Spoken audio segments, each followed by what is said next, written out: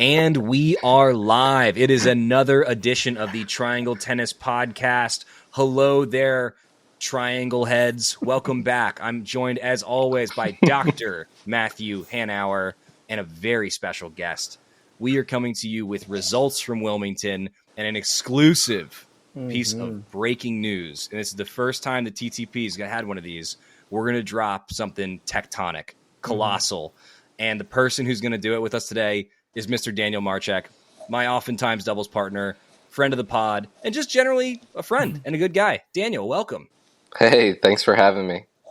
Before we get into it fully today, Matt, I think you have an apology to offer. I do. Set some context for those who weren't there. This was, I think, Saturday morning, afternoon, and we were showing up to the courts. Michael Young and I were driving because we were going to catch Jaron and Jackson versus Brian Stewart, and it started raining pretty good, and everything was pretty wet. And we get there and we're like, all right, we'll just get some lunch and head back. There's no way these courts are going to dry. And we get there, it's still raining, not terribly hard, but pretty hard. And everyone, would you say it was a drizzle or greater than a drizzle? I would say greater than a drizzle for most of it. Was it a downpour? Not a downpour. I won't say that. No. I'll say that it wasn't a downpour, but I think it was Jackson. I forget, Stewart. Maybe a couple of guys grabbed. They were attempting to squeegee the courts while it was raining, which is an absurd thing to do. It doesn't make any sense. It's still raining. You're just moving water from one location to another. And I saw Jackson, or I forget who it was. Somebody went through and wrung out the squeegee and then just put all the water back on the court. Which again, I believe. I think that was Josh. Yeah. Somebody did that. It was a disgusting act. Yeah. It was filthy. And it just got all the water back on there. So at that point, after I saw that, I said, there's absolutely no chance we're going to play. I think we got together and we were driving back to get on the pod to start to do the podcast. And you guys were getting texts while I was driving that the courts were starting to get a little dry. And I really didn't believe them. And then we finally got a text where they're like, they are going to play tennis in 10 minutes. So we had to turn around. But the best moment was when I got out of the car and I saw every single court was just bone dry. Just not a drop of water anywhere. I couldn't find one. All three of us were in the car with my wife, Dr. Sarah Cunningham, as well as this was happening. And I mean, Matt, I thought they were messing with us because look, they might be like dry-ish and like on the right track, but there's no way they could have possibly dried this fast. Yeah, and I made it clear to everyone that my stance was we will not be playing tennis today, and everyone knew where my stance was. And a lot of people disagreed with me, and we saw the power of the East End boys' positivity just triumph.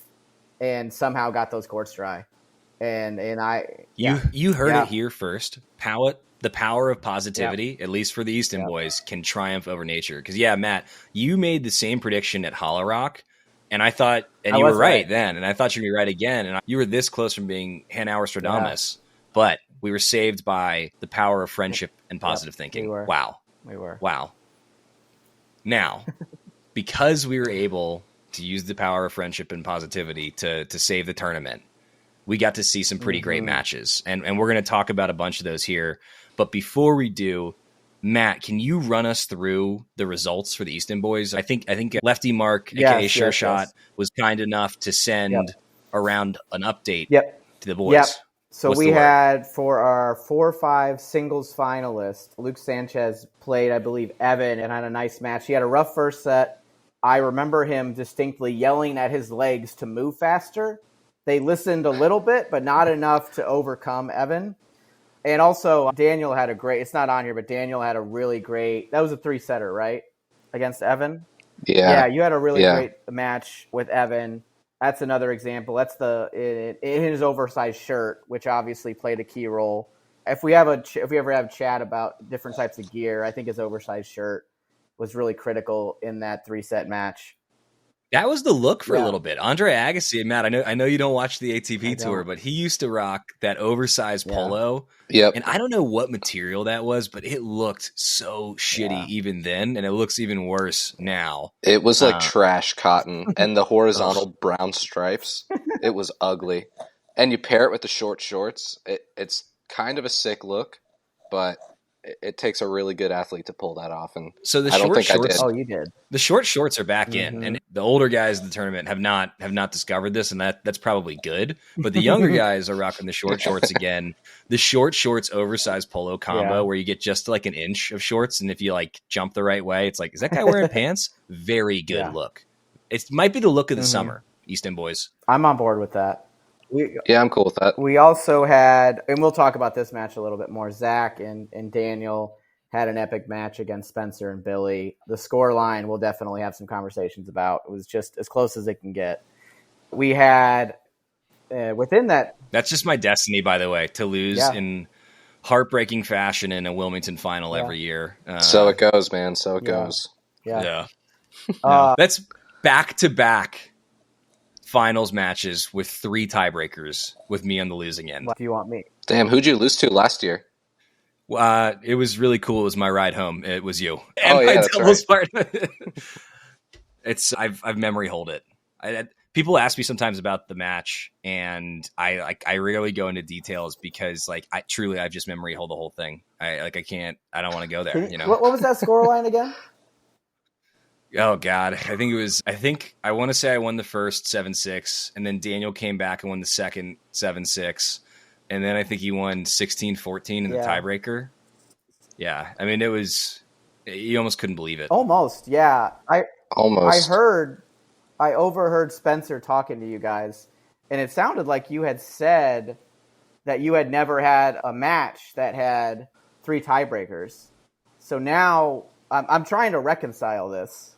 I must have meant that I've never had a match outside of the Wilmington tournament that's gone to 3 tiebreakers because I was beat after the doubles final. That was a 2.5 hour long match, available on Swing Vision. Not my sponsor, could be though if they wanted to be.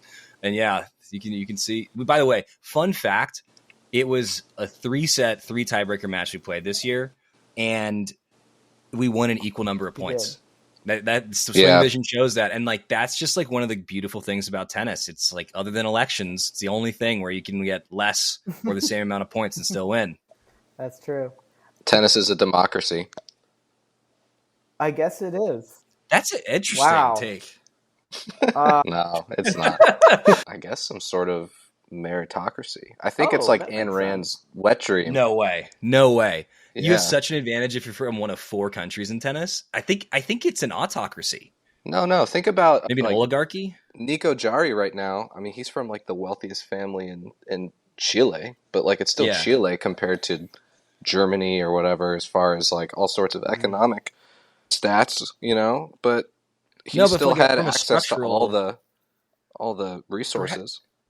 Yeah, but from a structural perspective, if you're from France, England, Australia, or the US, you're more likely to get a wild card into a major. And that's such a massive leg up. Because if you win one match at a major, you get so many points and the money that allows you to go up in the rankings. And so truly, if you're from any country that doesn't have a major, you're at a massive disadvantage. And then, if you're from South America broadly, they have such a limited number of tournaments. I don't think there's a single 1,000. I don't think there's a single 500. It's all 250s. Or primarily 250s and below, whereas, look, Cincinnati's got a Masters 1000. Florida's got a 1000. DC's got a 500. That's not even factoring in the U.S. Open. And so I think I'm going oligarchy. I think that there's a couple of nations that just have, they've concentrated things at the top, and they're not looking to share. Didn't Jari wasn't getting wild cards? Didn't Kazakhstan get, because he was good enough, but didn't Kazakhstan just have a 500 for the last couple of years? That's a big tournament for a place where I don't know who lives there. Yeah. I guess you got Bublik, who's I think he's from Kazakhstan, but also he's Russian. That's ooh. He is Russian. Bublik's not. He just takes the Kazakh Federation's money, just like Rybakina on the women's side. Oh, that's interesting. I would love to do that. I'm sure there's tons of tennis money in South Carolina that's not getting scooped up right now. Yeah, I'd love to go get some sponsorship deals and all that jazz. If it were state by state, wouldn't that be sick? That would be so sick. That's interesting, though, because you're right. We should do a future episode on why tournaments are where they are and the politics that goes into that. For example, the WTA finals being in Saudi Arabia. It's my understanding that Saudi Arabia doesn't have a great track record with basic rights for women. and yet they're playing the finals there. Why is that? There's a lot of money and a lot of politics that goes into those kinds of decisions. Alternatively, or on the complete opposite end of the spectrum, you have an L4 coastal tennis tournament in Snow Hill, North Carolina, population 8. That's generous. That's generous. And then some of the best facilities and one of the best run tournaments, if not the best run tournament in the state, the Cary tournaments, L6. How does that come to be? For not everyone, I don't. What's L6? What's better? Is it higher? Because usually bigger numbers are better in my world. But is that bigger? The lower number indicates a higher level of tournament. I think you get more points per round that you win. Okay. So at a certain level, I think once you get to L3 and L2, there's no NTRP divisions. It's just by age. Oh. So there's open, there's 30 plus, 40 plus, all the way up to 90 plus. Okay. And I think at L2 and L1, they might be invitational only. Okay. Something like that. I think there might be exceptions for NTRP that are invite only for like nationals, but that's true. I think you have to do a Fast Four qualifier to get those. I think we're gonna get fact checked on this if we're wrong. So if we are, I hope so. But we will definitely update if we are. But yeah, I mean, not only is there different point implications, it's different time implications. So for L4s and L5s, they can have you play across more days than an L6. And L7s, which are the lowest level tournament, can be a 1-day tournament. And so, oftentimes the lower the level, the greater the entry fee, the greater the points, the greater the time commitment, and in theory, the greater the level of competition. And to Matt's point, I don't believe that there's a robust tennis scene in Snow Hill. Yeah, I'm going to go on the record saying there isn't. I don't. What's your degree of confidence? I've been there. Isn't Snow Hill in the not Greensboro, Kinston, the Triad, Kinston. What's the other Goldsburg or whatever? Goldsboro, it's in that area. It's in that area of just there's a lot of state tournaments there that are. There's nothing there. I've said my piece about Kinston in that area. If someone is from Snow Hill and listening to this podcast and they want to write into us and claim otherwise about the tennis scene, I commit for all three of us. We will drive to Snow Hill. We will swing vision our match, and we will play you because the Triangle's got you beat. There should be an L4 in the Triangle if there's an L4 in Snow Hill. And to my knowledge, I know we've got some L5s, but I don't think is Raleigh Racket Club an L4? Footprints in the sand or whatever the hell it is. That's an L4, I think. But besides that might be the only one. Yeah. Yeah. Let's segue back. I didn't know how to segue us back. I was thinking about that for like 5-6 minutes. How to segue us back into we just needed to complete our shitting on Snow Hill, and I think we've accomplished our goal. I mean, the thing is, the caliber of play is probably similar to what it is in Wilmington. Oh my! Oh, not the tournament. The tournament caliber's play was great, but that's because a bunch of guys from Durham and Raleigh came in. Hey, now. Dude, Daniel, did anybody comment actually to you, Daniel, anything about all your friends that came from the Triangle? So I heard through the grapevine, and that grapevine's name is Michael Young, that one of his opponents in 4-0 Dub said, "Hey, tell Daniel to stop inviting his friends down to play." And I did some digging on Championship Sunday and found out that's my good pal Steve Peterson, who is a crafty 40-plus 4-0 player. Real fun to play against. And I went up and asked him, I was like, "Hey, did you say this?" He goes, "Yeah, man, it's a pain in our ass." And I was like, "Well, you just need to work a little harder, Steve. That's fine." That's the ultimate compliment, by the way. That's that's sure. Fantastic. And I'll say this, he was the only one who was remotely salty about it. Everybody else had such a blast watching everybody from the Triangle come down and compete, and I think we brought the energy, and I think rolling center court out after eating a bunch of premium custard. Mm-hmm. Shout out Jeff Cole for that. The vibes were good. PTP brought to you by Premium. Premium custard? Frozen custard? Premium frozen custard? Emily called it the crematorium. Oh, I like over that. The weekend. I thought that was... That's dark.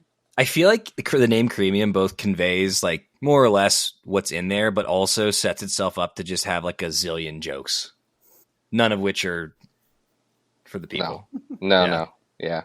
But like, am I wrong? The custard was good though. Some good stuff, man. Toffee Crunch, baller. Yeah. Slinging custard. The creamium way. I think we have to cut that. Yeah, Sorry. That's fine. Do you want me to go back to talking about, because we got sidetracked for 15 minutes and I. Yeah. Okay. So. Matt, you mentioned we've been sidetracked. Take us back. Yeah, take us back. I don't know how to segue us back, but back to talking about the results from the Wilmington Just tournament. don't say the word creamium. That's gonna take us I off have the no rails problem again. not saying that word. Anyway, so Josh Lundberg, What word? He got to the finals of the 4-0 tournament against Daniel. What's his name? The guy he played. Josh. Oh shit! I forgot. They both said. Sorry, Josh played did Josh. play Josh. Josh played Josh. That Josh should be Wellborn. illegal. Yeah. We should. That's an. We're gonna have to give. I feel like our Josh has a better nickname built in. Josh the Doc Lundberg. I don't know what other Josh. We maybe our Josh and other Josh from here on out. Well, yeah. Zack, there's you weren't there, but we had a lot of discussions around this Josh, because this Josh is they're both very, very good.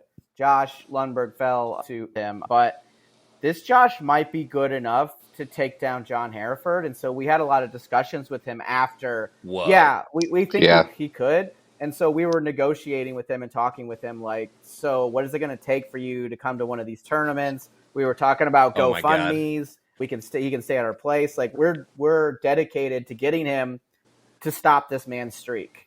Yeah. Can we send a chopper for him? So we will helicopter you into Snow Hill, North Carolina. If go that's ahead, what it Daniel, takes. Yeah, that's relevant. That is. That's relevant. How is that possibly absolutely relevant? Absolutely. It's totally go relevant ahead, Daniel. What? Josh. Well, you said that our dear Josh Lundberg has a great nickname. I propose one for Josh Wellborn. Josh Mortarfire Wellborn, because I've heard that his Instagram profile picture is him throwing up like I don't even know, the telephone hand gestures. Yeah. The double telephone? Yeah, he's double telephoning. Yeah. Double telephone with mortar exploding behind him. I think he's on leave from the military currently, but he was stationed at Fort Bragg for a long time, et cetera, et cetera. So the man's fit. Oh, yeah. He can play with John forever. I think he missed like 3 shots in that whole final. He's been getting better and better over the last 3 or 4 months that I've known him, and he was down. He said, "Let's go beat this guy." So there's this great documentary about arm wrestling called Pulling John, about this guy who went undefeated in arm wrestling for 22 years at all these international competitions, right? It's relevant, I promise. And the documentary... How late at night did you watch this? This was definitely when I was in college and had the energy to pay attention to these kinds of things. And I never saw this 30 for 30. It's a 22-year-long unbeaten streak. The documentary follows 2 competitors who hope to pull John, which is what in the arm wrestling community they call a bout or a match, and beat him, right? And no spoiler alert, but I feel like I would like a remake of that exact same documentary, except for it's John Hereford and 4 recreational tennis instead of the world of international arm wrestling. Oh, you know what you'd call it? We'd call the cage match. We'd call it like the final match. We'd call it Pulling John, sponsored by Creamium Custard. Not sponsored by Swing Vision. It could have been you. It could have been you guys. I love the documentary aspect of it, though. I think we could definitely get interviews with them. I think that would be great. Do you think we got to get John Hereford on the show? Oh my God, we do. I don't know if he would do it. I mean, we're going to be bringing in some pretty big guests in the coming weeks and months here, like some names that everybody's going to know. And I mean, everybody's going to know, but we're not going to spoil that today. We got bombshell news to drop. That's not the news today, but I think we'll have to do some kind of outreach to Mr. Hereford. Yeah. I think we'll have to. Probably. Yeah. Well, okay. Let me just finish this because we're now 20 minutes in and I haven't gotten through the list of finals. I hope you're ready for an 8-hour-long episode of Triangle Tennis Podcast. Okay, let's wrap this up. Ben Redmond and Mark Schur had a great, made it to the finals and ran into Josh. I forget his nickname already. Mortarfire. No, it was this one was other Mortarfire. Josh. He ran into Josh Mortarfire, and it was just too much. But it was a great match. It looked like they were winning every time I looked over, but they got to the finals. Everyone played great, and everyone had a great time. Yeah, I mean, just huge shout out to Lefty Mark, a.k.a. Sure Shot, a.k.a. Mark Schur, who in a pretty short amount of time has had a Jackson-like rise on the courts. I mean, What a performance. Every time I looked over, he was mashing volleys. He was cranking that inside-out lefty forehand, which is so hard to adjust for. And Ben Redmond, I mean, God, that guy just has a smooth game. Yeah. I did float a theory by Ben, who's a doctor, so I think he can weigh in on this kind of stuff. I asked if he thought that tennis skills would have translated to sword fighting historically. Had we all been born in the Middle Ages, would we have been good at sword fighting? And he said that is a harebrained theory. Wait, what kind of a doctor is? What is he a doctor of? He's an anesthesiologist, and it's a medical doctor. Well, no, I know he's a medical doctor, but how is that? I went to med school. How did you come up with that theory? Because I'm pretty sure that everyone on this podcast would be good at sword fighting. And then actually, he happened to have taken a class in college on medieval warfare, and he walked me through he walked me through some things there, and I think that he's right that it was a harebrained theory. The jury's still out there, so write in if you think that as a tennis player you would have been better at sword fighting than non-tennis playing peers of yours. If you have a mean backhand slice, you have like a +1 advantage, but otherwise, I don't think that. Yeah, what that translates at all. I mean, what serve do you think best translates to sword fighting? I definitely slice serve, right? I'm trying to act it out for those who can't see it. Yeah, Matt, your serve would suggest you would be an excellent knight. Yeah. No, he would be a great executioner. You'd live your life in a hood. Yeah, that would be great. We don't have to, decide now.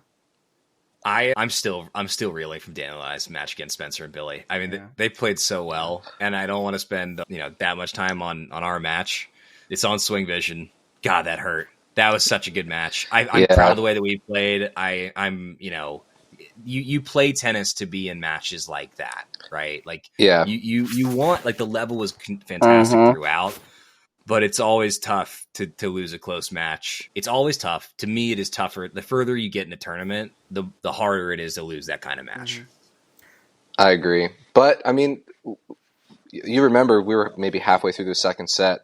I was like, I could barely sit down and stand back up because my quads were all tight. And you were rubbing all sorts of ointments on yourself. And we're just like working our asses off against these guys. And we just look at each other and we're like, man, tennis is the best. Yeah. We were in so much pain, but it was just so fun. It was not fun chasing down Billy's volleys, but the rest of the match was very fun. Well, Daniel, not only were you chasing down Billy's volleys, like I couldn't move really from like midway through the second set on. Like my wife brought me like mustard packets and a pickle and like lemonade and all these things. And so not only was Billy playing great, as was Spencer, you had a partner who was not the fastest to begin with further limited mobility. So you were covering like 3/4 of the court for the whole last hour of the match after playing 2 events. That's a lot. That's a lot on the aging bod. Yeah, I felt like shit this morning, but I don't regret anything. Yeah. The best part of the match was Spencer and Billy were up 9-7 or something like that. And for those who don't know Spencer, he only slices his forehand. He very rarely and often 8-7. 8-7, yeah, 8-7, yeah. And very often when he hits a topspin forehand, it's more for comical effect, warm-ups. And at this junction of the point, he comes over his forehand and drives through it. And you guys I feel like you froze. You didn't know what to do. Well, I couldn't move. You couldn't move in general, but it was my question to you. Was it the shock of Spencer's topspin or just you couldn't move in general from the tournament?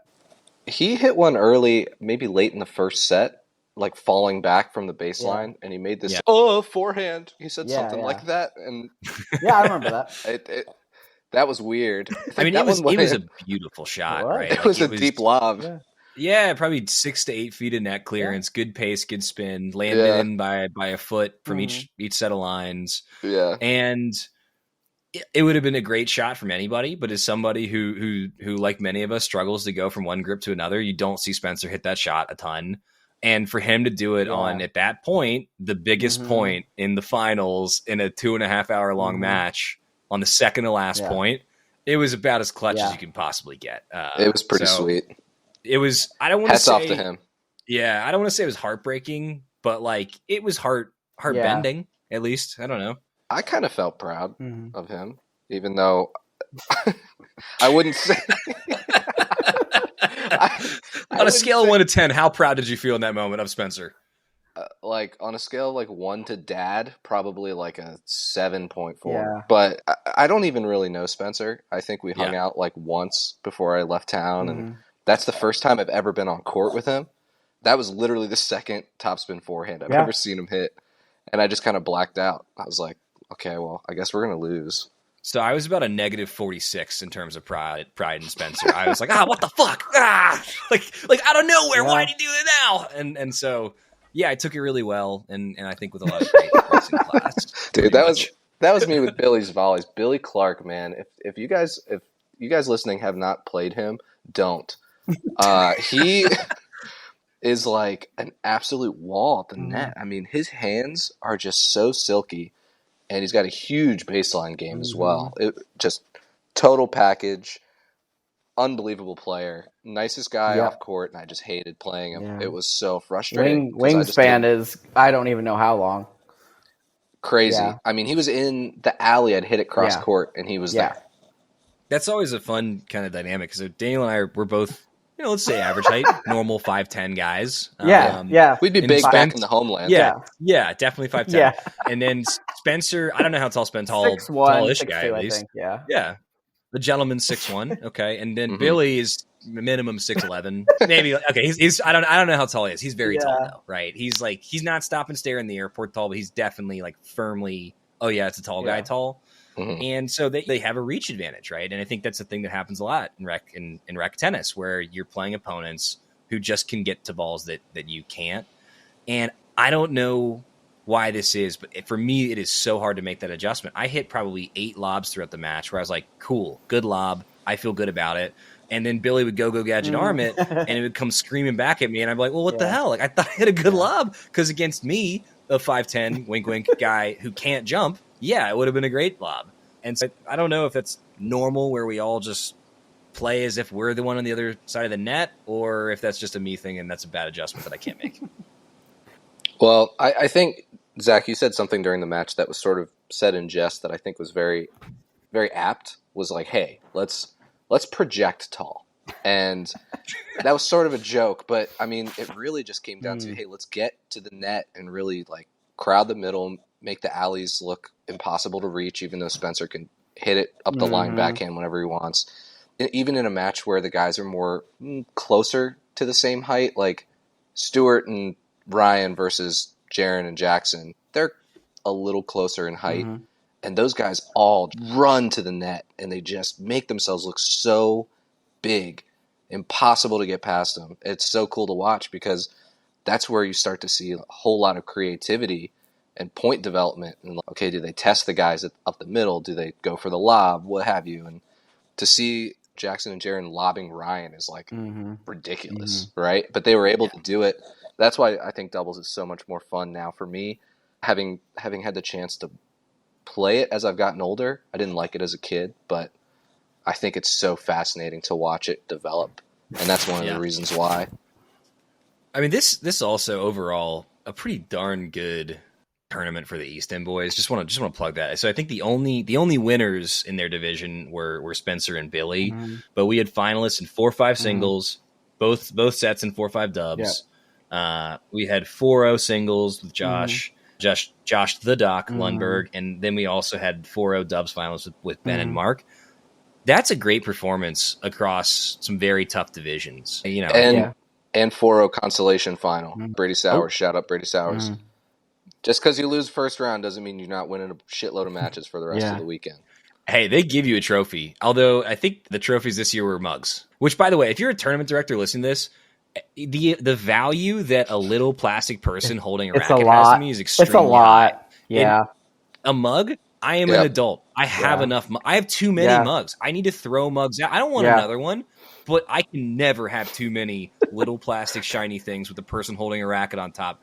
I will get struck by lightning with one of those. We've established that. Have. Yep. I got one of those one time. I'm going to go on a tangent real quick. I got one of those one time. Do it. I had won a tournament. The only reason I won the tournament is because the guy who won states had a college visit. But anyways, I won the tournament, and the man hands me the trophy, and it's the little guy with the racket like this, holding it, and you see it. And he hands it to me. How would you describe that holding the racket? Close to your crotch. Close to your crotch. Close to your crotch. Okay, right. And so he hands it to me, and the tennis racket top is bent off. So your hands are near your crotch. You got two hands near your crotch. And he hands it to me, and he goes, "I'm sorry." And everyone knows what it looks like. What does it look like I just to you, won a Matt? masturbating competition. Do you still have this? Do they have those? I don't think I have it, but I don't know if they had those. But it looked like I had it looked like I had just won a jacking off competition because my hands are right there. Gosh. And everyone knew what it looked like, and it was so awkward. There were moms were there. It was awful. And on the bus, we just couldn't stop giggling. We were 16-year-old boys. Like, we couldn't stop giggling about it. What age division did it say on the jacking off trophy? Open division? Boys 16s. Yeah, I mean, yeah. Like, we were in high school, but we were like 16, 17. But yeah, boys 16 division. Tell me, oh my God, tell me you got that trophy. I think still I somewhere. do at my dad's house. Yeah, I think I kept that one. That's so we have funny. found our logo. Yeah. We are going to rebrand, and we've got our new logo. That's huge. Wow. I've seen probably 1,000. I've played from juniors till now. I've probably played like 80, 90, 100 tournaments. I've never seen a trophy with that model on it. They're all in the trophy pose. No, this one's like right here with the hands by their dick. And then that's why they don't make them, because the racket could come off and then it doesn't look like you won a tennis tournament anymore. See, some tournament director is going to be smart and give out exclusively that type of trophy, knowing that at some point in time it'll go viral and that'll lead to more signups. So something to think about. There are a few other matches I think there's many other matches worth getting into. There are tons and tons of good ones. One that I want to talk about, though, Ryan Seiko played a youngster. It was his 18th birthday that weekend and got the win in 3.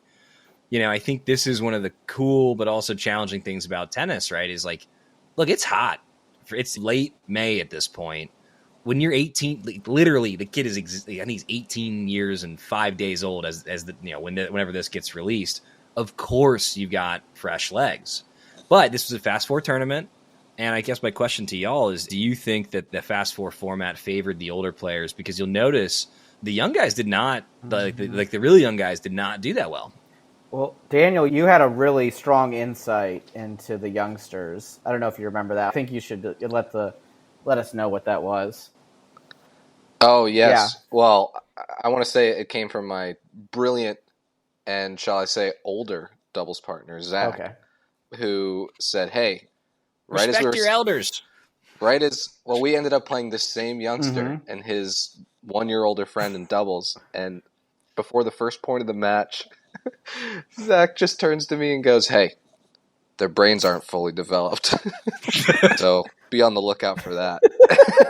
They were serving. First serve goes in. Zack just hits like a basic cross-court deep return, and the kid just fires a shot up the line 10 feet above my head into the back fence. And I turn around and Zack's like, there you go. That's manifest. That's like what I'm saying, manifest right there. It was so funny. The younger guys just, I don't know, they feel powerful. They do hit harder than a lot of us. And they just feel like they can go for anything. And we can do that a couple times a match. I know I let out a vicious let's go in our doubles match. Oh, yeah. In the final, and my shot was way out, and I was very upset. in a weird way, like, as you get older, and you have to deal with soreness a little differently than when you're a young guy. Injury risk is a little bit higher. It sort of keeps some of your dumbest impulses in check. Yeah. And they don't have that gift yet of having a body that's failing them and falling apart. So they can bomb their every single serve if they want to and miss it by 8 feet, but it feels good because they get to swing 100%. I don't really swing 100% ever anymore. Every now and then on a flat serve in mid-match, I'll reach back for the fastball and see what's there. And overwhelmingly, I regret that choice, both with how it feels, but also with the outcome. If you're swinging as hard as you can, your placement sucks. Look, if you're Carlos Alcaraz, swing as hard as you can. Fine, cool. But if you're 4-0 or 4-5, what are you thinking? You're so much better off going with the high percentage shot. Yeah. And just because my high school coach used to tell me that every single practice and every single match, I couldn't process that when I was at that age. So I empathize and sympathize with the youngsters because I very much was them. Oh yeah, we all were. And Daniel and both of y'all can attest. Like there are moments that we all still are, right? Just yeah, absolutely. What other matches do we want to talk about, Zach?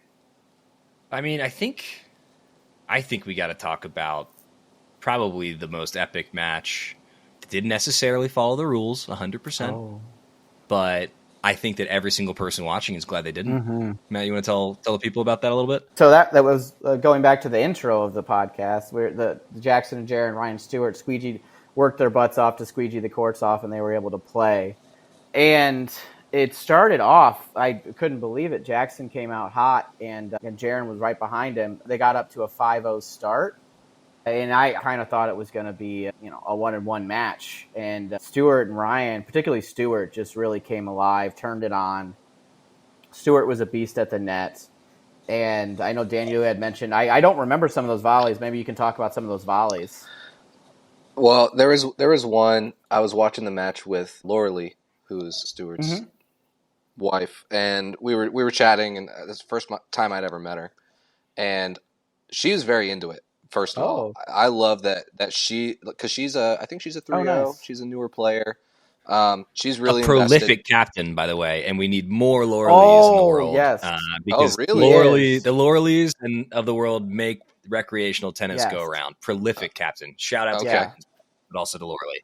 Oh, that's amazing. So she knows what's up. She gets all the work that goes behind the scenes. And I was sitting with her and watching the match, and Stewart, I don't remember who was serving, but he took a volley off of his shoelaces like in the middle of no man's land. And it was the hottest thing I'd ever seen. And Laura Lee, and then close to net, finished off the point with like an overhead. And Laura Lee was like, yes. And I looked at her and I was like, how do I get her out of the picture? Because I want that man to come home with me. That was so fucking hot. Yeah, it was awesome. I didn't see the whole match, but it was Saturday. It was supposed to be fast four format. And there's a certain point where if you're not following that format, it's hard to deny, right? You just don't see many matches go more than an hour and say 30 minutes in fast four. And I think safe to say this went comfortably past that. Daniel, was there did the officials figure it out that perhaps they weren't exactly doing fast four, no ad scoring at any point? So I came to the match late, and I will say the tournament officials did a pretty good job of roaming around. And I know they did a good job because I was pissed that I could see them. I hate seeing officials. They make me nervous. And there was a guy right on the fence. I think I missed the main hubbub. I think Matt caught it, though. I guess he was walking around. Yeah, so there was a guy in khaki shorts. I think he started with me, and he looked official. I'm going to assume he was an official. And he, it was... That's unofficial that he was an official. Exactly. Yes. Yeah, that's the exact way to describe it. And we were at that point that Zach was just describing of, this seems a bit too long for fast forward, no ads. And he starts asking me what the score is and walking around and asked a few more people. And I kind of picked up on what he was doing. So I tried to go to everyone and I said, guys, nobody tell this man the score.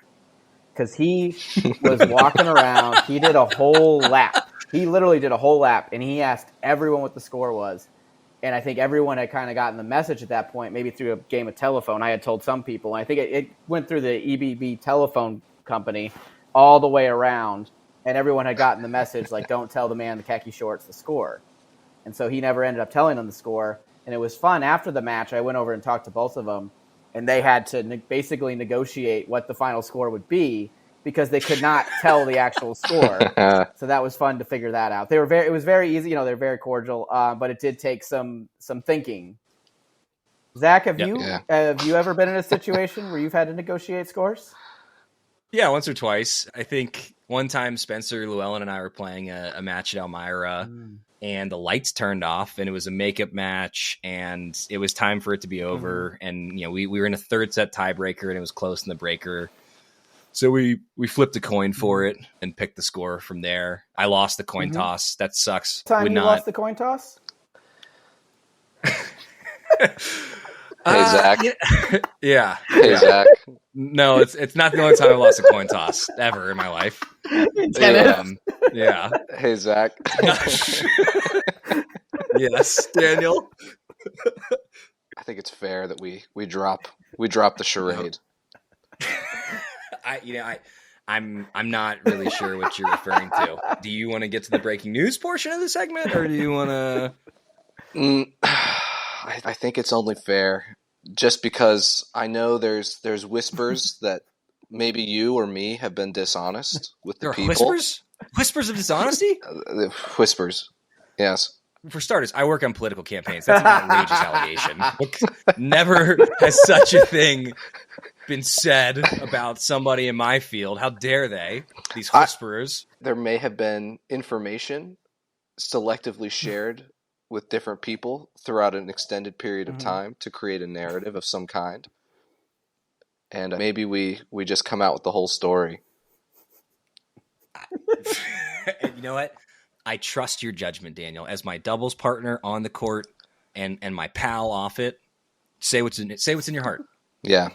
So folks, for those of you who don't know, and if you've listened to the podcast, you know, Zack and I had an unbelievable singles final at the Smash Cancer tournament last year.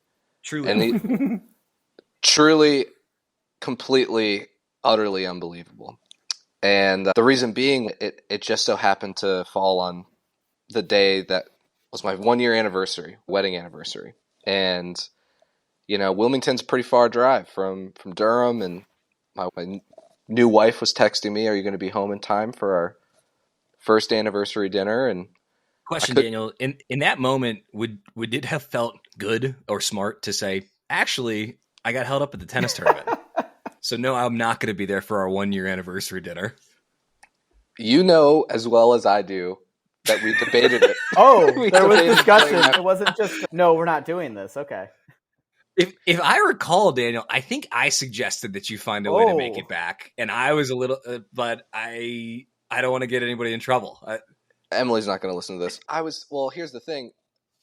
Our dinner was back down in Raleigh from Durham, so I had to factor in an extra 20 minutes. And that 20-minute turnaround time, it just didn't make sense. So what we ended up doing was we sat in Chris Tatum's office. She's the tournament director, and we borrowed a quarter, and we flipped a coin, and I ended up winning, and she said, "Great, what's your score?"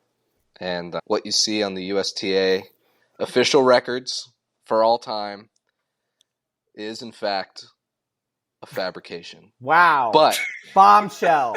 Absolute bombshell. Unbelievable. But truth grenade.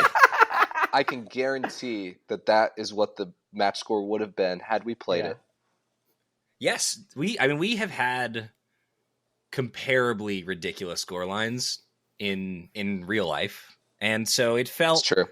You know, was it fully true? Perhaps not, but was there truth in the scoreline? Yes, I think there was, and so really, what this comes down to is what do you define truth as? And for me, I think that was I think that scoreline was true to reality.